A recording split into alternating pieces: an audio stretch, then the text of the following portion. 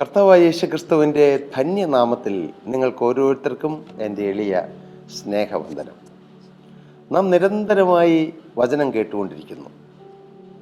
എന്നും വചനം കേൾക്കാൻ നമുക്ക് അവസരം കിട്ടുന്ന ഒരു മഹാഭാഗ്യമാണ്. നമുക്ക് ലഭിക്കുന്ന അവസരങ്ങൾ ഉപയോഗിക്കുന്നത് ഭാഗ്യമാണ്. ഞാൻ തന്നെ പ്രസംഗിച്ച് റെക്കോർഡ് ചെയ്ത് ഈ യൂട്യൂബിലൂടെ സംപ്രേഷണം ചെയ്യുന്നതായ ഈ മെസ്സേജ് ഞാൻ എല്ലാ ദിവസവും തന്നെ കേൾക്കാറുണ്ട്. അത് കേൾക്കുമ്പോൾ അത് കുറച്ചുകൂടെ മെച്ചപ്പെടുത്താനോ പ്രസംഗം മെച്ചപ്പെടുത്താനോ അതിലെന്തെങ്കിലും പ്രോബ്ലംസ് ഉണ്ടോ എന്നറിയാൻ വേണ്ടി മാത്രമല്ല, അതിലുപരിയായി ഈ മെസ്സേജിലൂടെ ദൈവത്തിൻ്റെ പരിശുദ്ധാത്മാവിന് എന്നോട് എന്തെങ്കിലും സംസാരിക്കാനുണ്ടോ, എനിക്കെന്തെങ്കിലും തിരുത്താനുണ്ടോ എന്നുള്ള ലക്ഷ്യത്തോടെയാണ് മിക്കവാറും ഞാൻ ഈ മെസ്സേജ് കേൾക്കാറ്. ഈ മെസ്സേജ് മാത്രമല്ല, പല ദൈവദാസന്മാരുടെയും മെസ്സേജുകൾ ഞാൻ കേൾക്കാറുണ്ട്. അത് കേട്ട് ഞാൻ സന്തോഷിക്കാറുണ്ട്, ആനന്ദിക്കാറുണ്ട്. എനിക്ക് തിരുത്താനുള്ള കാര്യങ്ങൾ ഞാൻ അതിൽ നിന്നും മനസ്സിലാക്കി തിരുത്താൻ ശ്രമിക്കാറുണ്ട്. എൻ്റെ കാഴ്ചപ്പാടുകൾക്ക് എവിടെയെങ്കിലും പോരായ്മകളുണ്ടെങ്കിൽ നല്ല ഉന്നതമായ കാഴ്ചപ്പാടുകൾ ഏതെങ്കിലും ദൈവദാസനിലൂടെ ഏതെങ്കിലും മെസ്സേജിലൂടെ കിട്ടിയാൽ അത് ഞാൻ സ്വീകരിക്കാറുണ്ട്. അതെൻ്റെ ജീവിതത്തിൽ ഞാൻ അനുഭവിക്കാറുമുണ്ട്. പ്രിയപ്പെട്ടവരെ, വചനം കേൾക്കാനുള്ളൊരു ദാഹം അത് ക്രിസ്തീയ ജീവിതത്തിൽ നല്ലൊരു ലക്ഷണമാണ്. നമുക്കറിയാം, ഒരു രോഗിയായ മനുഷ്യൻ ഒരു ഡോക്ടറെ കാണാൻ പോയാൽ ആദ്യം ഡോക്ടർ ചോദിക്കുന്നത് വിശപ്പുണ്ടോ ദാഹമുണ്ടോ എന്നെല്ലാമാണ്. ഏത് രോഗിയാണെങ്കിലും അവർക്ക് രോഗമുണ്ട് എന്നുള്ളതിൻ്റെ ഒരു ലക്ഷണമാണ്, പ്രകടമായ ലക്ഷണമാണ് വിശപ്പ് കുറയും, ദാഹം കുറയും. ആത്മീയ ജീവിതത്തിലും അങ്ങനെയാണ്.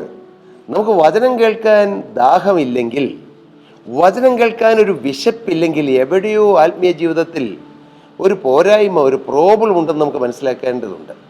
നാം അത് മനസ്സിലാക്കണം. നമ്മുടെ ആത്മീയ നിലവാരം നാം പലപ്പോഴും അളക്കണം. അല്ല, ഞാൻ ശരിയാണ്, ഞാൻ ദൈവവേല ചെയ്യുന്നവനാണ്, ഞാൻ പ്രസംഗിക്കുന്നവനാണ്, ഞാൻ പ്രവചിക്കുന്നവനാണ്, ഞാൻ കൃപാവര ശുശ്രൂഷകൾ ഓപ്പറേറ്റ് ചെയ്യുന്നവനാണ്, ഞാൻ മറ്റുള്ളവരെ ഉപദേശിക്കുന്നവനാണ്, ഞാനൊരു ഉന്നതനായ ആളാണ്, എൻ്റെ കൂടെ അനേകം ദൈവവേലക്കാരും സഹവിശ്വാസികളൊക്കെ ഉണ്ട്, ഇങ്ങനെ ഞാൻ കുഴപ്പമില്ല എന്ന് വിചാരിച്ചല്ല നാം പോകേണ്ടത്. എനിക്കും തിരുത്താനുണ്ട്, എനിക്കും തിരുത്തേണ്ടതുണ്ട്. ദാവീദ് 139 സങ്കീർത്തനത്തിൽ പറഞ്ഞതുപോലെ, യഹോവയെ എന്നെ ശോധന ചെയ്ത് എൻ്റെ ഹൃദയത്തെ അറിയണമേ, എന്നെ പരീക്ഷിച്ചെൻ്റെ നിലവിളി അറിയണമേ, വ്യസനത്തിലുള്ള മാർഗം എന്നിലുണ്ടോ എന്ന് നോക്കി എന്നെ ശാശ്വത മാർഗത്തിൽ നടത്തണമേ എന്നായിരിക്കണം നമ്മുടെ പ്രാർത്ഥന. വചനം ഇരുവായത്തിലുള്ള വാളാണ്. ഈ വചനമാകുന്ന വാളെടുത്ത് നാം മറ്റുള്ളവരെ വെട്ടുമ്പോൾ, ജനത്തെ ഉപദേശിക്കുമ്പോൾ അതേ വാൾ ഉപയോഗിച്ച് നാം നമ്മെ തന്നെ നോക്കണം, നമ്മുടെ ഹൃദയത്തിലേക്ക് വെട്ടണം. എനിക്ക് തിരുത്താനുണ്ടോ, എനിക്ക് രൂപാന്തരം വരാനുണ്ടോ, എനിക്ക് ശുദ്ധീകരണം പ്രാപിപ്പാനുണ്ടോ, ഞാൻ എങ്ങനെ ഈ വചനത്തിൻ്റെ അടിസ്ഥാനത്തിൽ എൻ്റെ ജീവിതം എങ്ങനെ, എൻ്റെ ആത്മീയ നിലവാരം എങ്ങനെ. എൻ്റെ പ്രിയരെ, ശുശ്രൂഷ കണ്ടുകൊണ്ട് ആത്മീയ നിലവാരം അളക്കാൻ പറ്റുകയില്ല. ശുശ്രൂഷ ജനത്തിനുള്ളതാണ്. ഒരുപക്ഷെ ശുശ്രൂഷിക്കുന്നവരിലൂടെ അവരുടെ ചില കുറവുകൾ പോലും ദൈവം മറച്ചു പിടിച്ച് ജനത്തിന് വേണ്ടത് പകർന്നു കൊടുക്കും. അതുകൊണ്ട് ഞാൻ പെർഫെക്റ്റ് ആയെന്നൊരു ശുശ്രൂഷകന് അവനെ തന്നെ വിലയിരുത്താൻ പറ്റുകയില്ല. സ്തോത്രം. അതിന് 100 തെളിവുകൾ ഈ ബൈബിളിലുണ്ട്. സ്തോത്രം. ജനത്തെ സ്നേഹിച്ച് ദൈവം ജനത്തിന് പകരും. അതിനൊരു പക്ഷെ നമ്മെ മുഖാന്തരമാക്കും.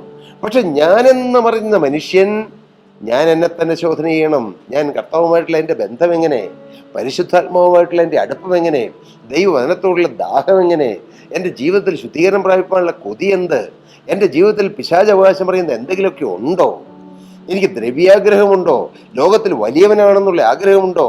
ഒരുപക്ഷെ ആത്മീക ശുശ്രൂഷ പോലും നാം ദൈവത്തോട് പ്രാർത്ഥിക്കുമ്പോൾ അതിൽ ഞാനെന്ന മനുഷ്യൻ ഉയരാനുള്ള ഒരു ദാഹമാണോ എൻ്റെ പിന്നിൽ? അതോ അനേക ആത്മാക്കൾ രക്ഷപ്പെടണം എന്നുള്ളതാണോ? എനിക്കും ഒരു ശുശ്രൂഷ വേണം, ഞാനും അങ്ങനെ മോശക്കാരനല്ല, എനിക്കും ജനത്തിന് മുമ്പിൽ ഒരു പദവി വേണം, ഇതാണോ നിങ്ങളുടെ ലക്ഷ്യം? തെറ്റിപ്പോയി. അല്ല, കർത്താവേ, ആത്മാക്കൾ രക്ഷപ്പെടണം.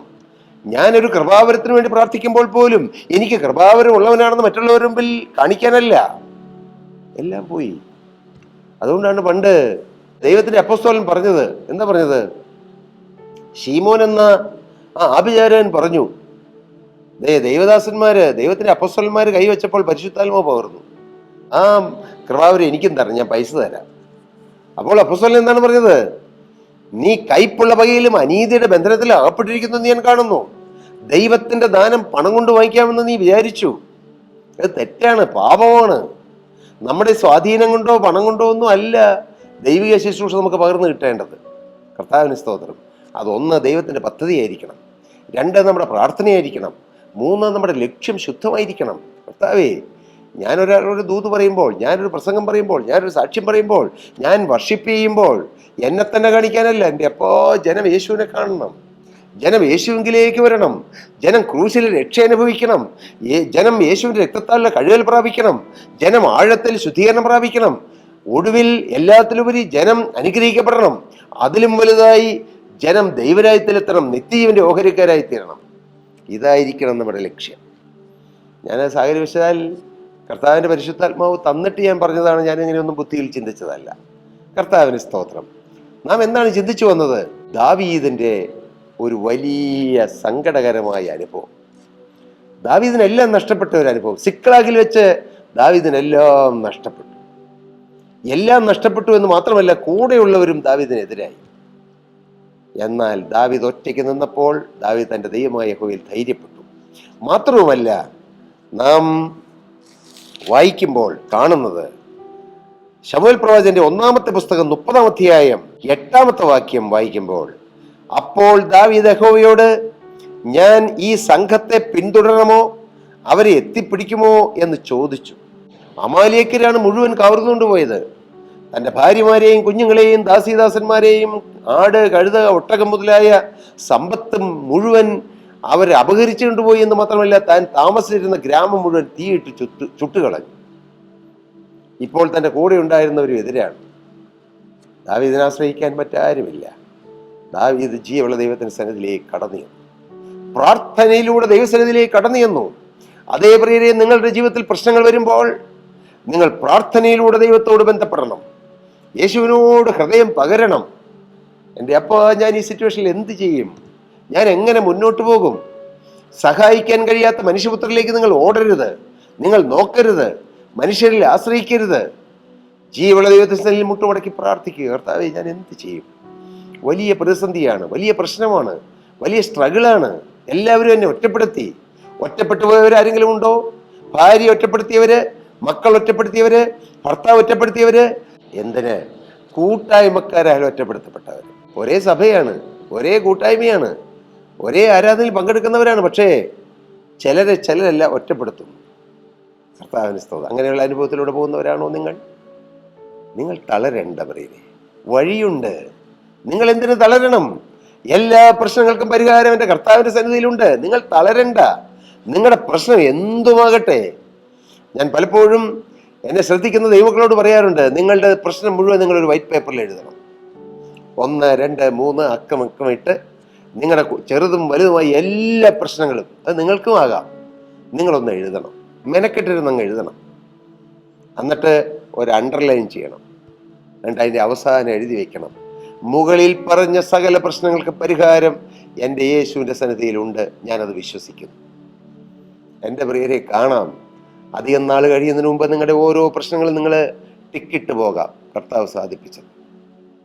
ഇത് അനുഭവത്തിൻ്റെ പിൻബലത്തിലാണ് ഞാൻ ഇതെല്ലാം പറയുന്നത്. ഞാൻ സാധാരണ ദൈവത്തിൻ്റെ വചനം പറയുമ്പോൾ ഞാൻ എൻ്റെ അനുഭവമില്ലാത്ത ഞാനൊന്നും പറയാറില്ല. എനിക്ക് അനുഭവമുള്ളത്, കർത്താവ് എനിക്ക് അനുഭവം തന്നതാണ് ഞാൻ ദൈവജനവുമായി ഷെയർ ചെയ്യാറ്. ദാവീദ് ദൈവമായ യഹോവയുടെ അടുക്കിലേക്ക് ചെന്നു, ചോദിച്ചു, കർത്താവേ, അമാലേക്യരെ ഞാൻ പിന്തുടരണമോ, അവരെ ഞാൻ എത്തിപ്പിടിക്കുമോ? ദൈവത്തോട് യാചിക്കുന്ന ദൈവത്തിൻ്റെ വ്രതന്റെ ആഗ്രഹങ്ങളും യാചനകളും നിരസിക്കാത്ത ജീവനുള്ള ദൈവം എന്ത് പറഞ്ഞു? പിന്തുടരുക, നീ അവരെ നിശ്ചയമായി എത്തിപ്പിടിക്കും, സകലവും വീണ്ടുകൊള്ളുമെന്ന് അരുളപ്പാടുണ്ടായി. ഒരു കാര്യത്തിന് പുറപ്പെടുന്നതിന് മുമ്പ് അരുളപ്പാട് ചോദിക്കുന്ന ശ്രേഷ്ഠകരമായ അനുഭവം. ഞാൻ ചോദിക്കട്ടെ, നിങ്ങളുടെ ജീവിതത്തിൽ വലുതും ചെറുതുമായ ഓരോ കാര്യങ്ങളിലേക്ക് നിങ്ങൾ ഇറങ്ങി പുറപ്പെടുമ്പോൾ നിങ്ങൾ ദൈവത്തോട് ആലോചന ചോദിക്കാറുണ്ടോ? മകളെ, നീ ഒരു വിവാഹത്തിന് വേണ്ടി ഒരുങ്ങുമ്പോൾ ഒരു പുരുഷനെ കണ്ടു, ഇഷ്ടപ്പെട്ടു, അത് ദൈവത്തിന് ഇഷ്ടമാണോ നീ ചോദിച്ചിട്ടുണ്ടോ? പ്രിയപ്പെട്ട യൗവനക്കാരാ, നീ അങ്ങനെ ചോദിച്ചിട്ടുണ്ടോ? പ്രിയപ്പെട്ട സഹോദര, ഒരു ബിസിനസ്സിലേക്ക് ഇറങ്ങുമ്പോൾ അത് ദൈവഹിതമാണെന്ന് ചോദിച്ചിട്ടുണ്ടോ? ദൈവത്തിൻ്റെ ഒരു ശുശ്രൂഷയിലേക്ക് ഇറങ്ങുമ്പോൾ അത് ദൈവഹിതമാണെന്ന് ചോദിച്ചിട്ടുണ്ടോ? എനിക്ക് മുഴുവൻ സമയം കർത്താവിൻ്റെ വേല ചെയ്യണം, ഒരു ചെറിയ ആഗ്രഹം തോന്നി, അത് ദൈവഹിതമാണെന്ന് ചോദിച്ചിട്ടുണ്ടോ? അതോ പാർട്ട് ടൈം ശുശ്രൂഷ, പാർട്ട് ടൈം ജോലിയും പാർട്ട് ടൈം ശുശ്രൂഷയും, എന്നെക്കുറിച്ച് കർത്താവ് എന്താണ് ആഗ്രഹിക്കുന്നത് നിങ്ങൾ ചിന്തിച്ചിട്ടുണ്ടോ, ചോദിച്ചിട്ടുണ്ടോ? ദൈവഹിതം ചോദിച്ചു പോകുന്നതാണ് ഏറ്റവും ശ്രേഷ്ഠകരമായ കാര്യം. സ്വന്തം ഇഷ്ടമല്ല, നന്മയ്ക്കാണെങ്കിൽ പോലും സ്വന്തം ഇഷ്ടപ്രകാരം ഇറങ്ങരുത്. ഒരു നന്മയാണ് അല്ലേ, ഒരു നല്ല കാര്യം. ദൈവവേല ചെയ്യുന്നത് നന്മയല്ലേ? അതെ. പക്ഷേ തന്നെത്താൻ ഡിസിഷൻ എടുക്കരുത്. ഡിസിഷൻ എടുക്കണം. പക്ഷെ കർത്താവ്, എന്നെക്കുറിച്ച് നീ എന്താഗ്രഹിക്കുന്നു അതിലേക്ക് എന്നെ നയിക്കണം. അതേ നിലനിൽക്കുള്ളൂ പ്രിയരെ. ദൈവം പറഞ്ഞു, നീ എത്തിപ്പിടിക്കും, നീ പുറപ്പെടുക. ദാവീദ് എന്താണ് ചെയ്തെന്നറിയാമോ? 16-ാമത്തെ വാക്യം വായിക്കുമ്പോൾ, അങ്ങനെ അവനെ കൂട്ടിക്കൊണ്ട് ചെന്നപ്പോൾ അവർ ദേശമാകെ, അമാലേക്കിന് ദേശമാകെ പരന്ന് തിന്നുകയും കുടിക്കുകയും ഫെലിസ്തീൻ ദേശത്തു നിന്നും യഹൂദാ ദേശത്തു നിന്നും അപഹരിച്ചുകൊണ്ടുവന്ന വലിയ കൊള്ള മുതൽ നിമിത്തം ഉത്സവം ഘോഷിക്കുകയും ചെയ്യുന്നത് കണ്ടു. വലിയൊരു കൂട്ടം ശത്രുജനം ഇങ്ങനെ കിടക്കുകയാണ്, അവർ ആഘോഷിക്കുകയാണ്. ദാവീദിന് പേടി വന്നില്ല. ദാവീദും കുറച്ചു പേരേ ഉള്ളൂ. വലിയൊരു കൂട്ടം ജനം. നിങ്ങളൊന്നും കണ്ട് ഭയപ്പെടരുത്. വലിയ കടം കണ്ട് മകനെ നീ ഭയപ്പെടരുത്. വലിയ രോഗം കണ്ട് നീ ഭയപ്പെടരുത്. വലിയ എതിർപ്പ് കണ്ട് നീ ഭയപ്പെടരുത്. വലിയ പ്രതിസന്ധി കണ്ട് മകനെ നീ ഞെട്ടിപ്പോകരുത്, നീ ഭയപ്പെട്ടു പോകരുത്. ഈ വലിയ ചെങ്കടലോ വലിയ യോർദാനോ വലിയ എറിയൊക്കെ കണ്ട് മകനെ നീ പേടിക്കരുത്. നിനക്കെതിരായി വലിയൊരു സൈന്യം വന്നാലും നിനക്കെതിരായി പാളയമിറങ്ങിയാൽ നീ ഭയപ്പെടരുത്. 27-ാം സങ്കീർത്തനത്തിൽ അങ്ങനെ പറയുന്നു. ദാവീദ് എഴുതിയ സങ്കീർത്തനമാണ് 27-ാം സങ്കീർത്തനം. വലിയൊരു സൈന്യം എൻ്റെ നേരെ പാളയമിറങ്ങിയാലും ഞാൻ ഭയപ്പെടുകയില്ല. എനിക്ക് യുദ്ധം നേരിട്ടാൽ ഞാൻ നിർഭയമായിരിക്കും. എന്തുകൊണ്ടാ? ഞാൻ യഹോവയോട് ഒരു കാര്യം അപേക്ഷിച്ചു, ഒറ്റ കാര്യം എനിക്കുള്ളൂ, എനിക്ക് യഹോവയുടെ മനോഹരത്വം കാണണം, അവൻ്റെ മന്ദിരത്തിൽ ധ്യാനിക്കണം. എൻ്റെ ആയുഷ്കാലമൊക്കെ ഞാൻ യഹോവയുടെ ആലയത്തിൽ എനിക്ക് പാർക്കണം, ദൈവ സാന്നിധ്യത്തിൽ എനിക്ക് നിൽക്കണം, എൻ്റെ ദൈവം എന്നോട് കൂടി ഇരിക്കണം എന്നുള്ള ദാഹമാണ് ദാവീദിനെ ധൈര്യപ്പെടുത്തിയത്. ദാവീദ് എന്ത് ചെയ്തു? 17-ാമത്തെ വാക്യം, ദാവീദ് അവരെ സന്ധ്യ മുതൽ പിറ്റേന്നാൾ വൈകുന്നേരം വരെ സംഹരിച്ചു. 18-ാം വാക്യം, അമാലേക്യർ അപഹരിച്ച് കൊണ്ടുപോയതെല്ലാം ദാവീദ് വീണ്ടുകൊണ്ടു. David recovered all. ദാവീദ് എല്ലാം മടക്കിക്കൊണ്ടുവന്നു. തൻ്റെ 2 ഭാര്യമാരെയും ദാവീദ് മോചിപ്പിച്ചു. അവർ അപഹരിച്ചു കൊണ്ടുപോയതിൽ ചെറുതോ വലുതോ പുത്രന്മാരോ പുത്രിമാരോ കൊള്ള മുതലോ യാതൊന്നും കിട്ടാതിരുന്നില്ല. ദാവീദ് എല്ലാം മടക്കിക്കൊണ്ടുവന്നു. നഷ്ടപ്പെട്ടത് മുഴുവൻ മടക്കിക്കൊണ്ടുവന്നു. മോനെ, നിന്റെ നഷ്ടപ്പെട്ട വിശുദ്ധി നിനക്ക് തിരിച്ചു കിട്ടണമോ? നഷ്ടപ്പെട്ട സമർപ്പണം തിരിച്ചു കിട്ടണമോ? നഷ്ടപ്പെട്ട ദൈവവേലയോടുള്ള ദാഹം, സമർപ്പണം തിരിച്ചു കിട്ടണമോ? നഷ്ടപ്പെട്ട കുടുംബസമാധാനം തിരിച്ചു കിട്ടണമോ? കുടുംബജീവിതത്തിലെ ഹാർമണി തിരിച്ചു കിട്ടണമോ? നഷ്ടപ്പെട്ടു പോയ സാമ്പത്തിക നന്മകൾ തിരിച്ചു കിട്ടണമോ? നഷ്ടപ്പെട്ടു പോയ മാതാപിതാക്കളോടുള്ള ബന്ധം തിരിച്ചു കിട്ടണമോ? നഷ്ടപ്പെട്ടു പോയ അഭിവൃദ്ധി തിരിച്ചു കിട്ടണമോ? നഷ്ടപ്പെട്ടു പോയ ശുശ്രൂഷ തിരിച്ചു കിട്ടണമോ? ഇനി എന്തെല്ലാം നഷ്ടങ്ങൾ നിങ്ങൾക്കുണ്ട്, നിങ്ങൾ കർത്താവിനോട് പറ. എല്ലാം മടക്കി കൊണ്ടുവരുവാൻ ദൈവം കൃപ തരും. അതിനെന്ത് ചെയ്യണം? 1, ദാവീദ് തന്റെ ദൈവമായ യഹോവയിൽ ധൈര്യപ്പെട്ടു. 2, ദാവീദ് ദൈവത്തോട് പ്രാർത്ഥനയിലൂടെ അരുളപ്പാട് ചോദിച്ചു. 3, ധൈര്യത്തോടെ ദാവീദ് ഇറങ്ങി പുറപ്പെട്ടു. മോനെ, നീ ഇറങ്ങി പുറപ്പെടണം. വെറുതെ ഇരുന്നാൽ പറ്റുകയില്ല. ഇറങ്ങി പുറപ്പെടണം. ഉത്സാഹമുള്ളവനാകണം. ദൈവവചനപ്രകാരം മുന്നോട്ട് പോകണം. നിന്നോട് മുന്നോട്ട് പോകാനാണ് നിനക്ക് ദൂത് കിട്ടിയെങ്കിൽ നീ മുന്നോട്ട് പോകണം. അങ്ങനെ ചെയ്താൽ ഡേവിഡ് റിക്കവേർഡ് ഓൾ. ദാവീദ് എല്ലാം മടക്കിക്കൊണ്ടുവന്നു. എൻ്റെ പ്രിയരെ, നഷ്ടപ്പെട്ടതെല്ലാം മടക്കിത്തരുമെന്ന് മാത്രമല്ല, നഷ്ടപ്പെട്ടതിൽ കൂടുതൽ നിങ്ങൾക്ക് തിരികെ തരും. ഇയ്യോബിന് നഷ്ടപ്പെട്ടതിൻ്റെ ഇരട്ടി ദൈവം മടക്കി കൊടുത്തു. ഹല്ലേലൂയ. ആ ദൈവം ജീവിക്കുന്നു. ആ കർത്താവ് നിങ്ങളെ സഹായിക്കും. നഷ്ടപ്പെട്ടു പോയ സമാധാനവും സന്തോഷവും നിങ്ങൾക്ക് ഇരട്ടിയായി മടക്കിത്തരും. യേശു ജീവിക്കുന്നു. ഹല്ലേലൂയ. വലിയ പ്രതിസന്ധികളിലും തളരണ്ട. അസാധ്യങ്ങളെ സാധ്യമാക്കുന്ന ജീവനുള്ള ക്രിസ്തു. എൻ്റെ യേശുവിന് അസാധ്യമായതൊന്നുമില്ല. മകളെ, മകനെ, പ്രിയ സഹോദര യവനക്കാര, നിന്റെ ഹൃദയ പലകമേൽ നീ എഴുതിയിട്, യേശു ക്രിസ്തുവിന് അസാധ്യമായതൊന്നുമില്ല. യേശു ക്രിസ്തു നിനക്ക് വന്ന പരാജയങ്ങൾ, പരീക്ഷയിൽ തോറ്റുപോയോ?